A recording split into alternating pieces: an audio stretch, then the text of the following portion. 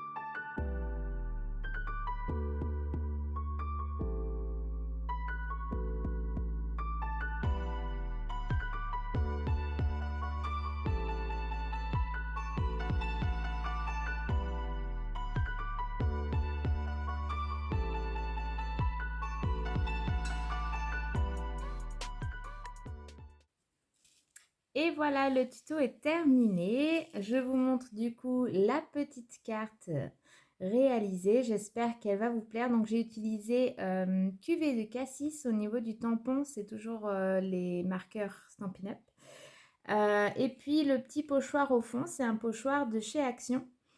Vous voyez, j'ai rajouté cette petite guirlande sur la vidéo. J'avais complètement oublié de la mettre. Donc du coup, je l'ai rajoutée hors caméra. Donc j'ai juste mis 3 petits bouts de mousse 3D ici et de la colle sur les fanions. Et puis voilà, je l'ai collée en haut. Donc elle est un petit peu chargée, cette petite carte. Mais en tout cas, je la trouve vraiment super belle. J'espère qu'elle plaira à ma copine scrappeuse. Et puis voilà, et à vous aussi, j'espère qu'elle vous aura inspiré. J'espère vous avoir mis sur la vidéo les dimensions de la carte, mais en tout cas, c'est une carte standard qui passe dans les enveloppes, les petites enveloppes standards. On va y arriver. Voilà, rien de plus. Si je l'ai mis dans la vidéo. Non, c'est vraiment que les petits fanions que j'avais oubliés. Donc voilà. Les petites perles, je vous en ai pas parlé avant, mais elles viennent de chez Action. On a les toutes petites billes, plus des petites étoiles. Je ne sais pas si vous verrez bien au niveau de la caméra, parce que j'ai l'impression que c'est un petit peu flou quand même.